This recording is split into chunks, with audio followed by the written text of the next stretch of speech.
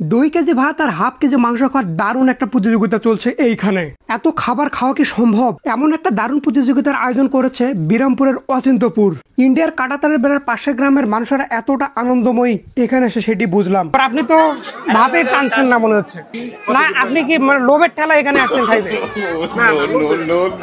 Achintapur boys ফেসবুকের admin Sourav ভাই এই খেলার আয়োজন শুরু করে দিলেন। এই খেলায় জিততে পারলে এই মুকুটটি এবং মেডেল পাবেন, আর সেই সাথে আকর্ষণীয় একটা পুরস্কার রয়েছে। গ্রাম ভেঙে খেলা দেখার জন্য এখানে অনেক লোক আসছেন। আমার বাবা থাকলে 1.5 গুণ রুটি খেতো, চালের রুটি খাইতো। কয়টা? 120টা। মাংস মোষের মাংস। এই নতুন একটি প্রতিযোগিতার সাক্ষী হতে ছোট ছোট বাচ্চারা ভিডিও করে নিয়ে যাচ্ছেন। অনেকে আবার মজার ছলে খেলাটি দেখছেন। ভাই এগুলা তো খাওয়া বিষয় না, আমি 2 কেজি 4 কেজি খাইতে পারবো, কিন্তু আমার চেহারা দেখে তো ভাই আমাকে নিল না। ও মানে চিকন থেকে? হ্যাঁ ভাই। ও আচ্ছা।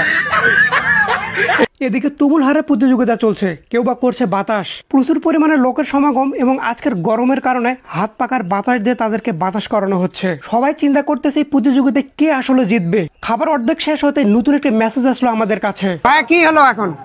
না আর পারা যাচ্ছে না, পারা যাচ্ছে না। তার কিছুক্ষণ পর আরো একজন সেই মেসেজটাই দিল, পারবো না। পারবেন না? না হারিয়ার জিজি এটা বড় কথা না, সকালবেলা খাওয়া তো হয়েছে, মজা করে খাইছি, পেটটা ভরে গেছে ইনশাআল্লাহ। আজ আমাদের গ্রামের মধ্যে একটা প্রতিযোগিতা হচ্ছে, ওই জন্য আমি ঢাকা থেকে আসছি। বিরামপুরে ডাইরেক্ট ঢাকা থেকে বিরামপুরে নামে সঙ্গে সঙ্গে হোটেলে গরু মাংস ভাত খেয়েছি। খাওয়া দাওয়ার পরে এখানে আনন্দের জন্য অংশগ্রহণ করেছি, এখানে অন্য কিছু আর না। 2 কেজি ভাত এবং হাফ কেজি মাংস। না আমি শুনেছি, খাওয়া দেখি নাই।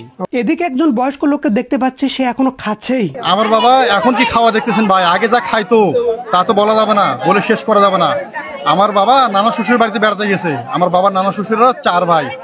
4 ভাইয়ের যে এমন জিদ উড়াই দিয়েছে আমার বাবাকে, সেই জিদে 4 ভাইয়ের বাড়ির যে খাবার ছিল সম্পূর্ণ ভাত তরকারি শেষ করে ফেলছিল। ও মাই গড!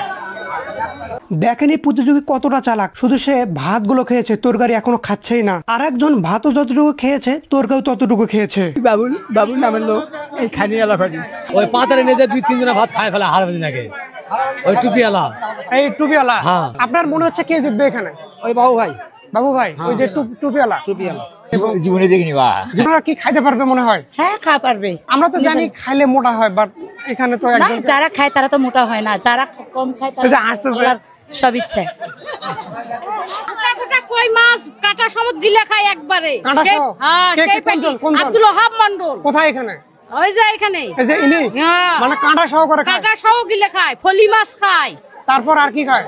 তার পাশে হলো পুরি, 1 কেজি ময়দার পুরি দিলে সবগুলো একবারে খায় নেই। তাহলে অন্য প্রতিযোগী সিলিন্ডার হয় আব্দুল ওহাব মন্ডল জিতে গেলেন।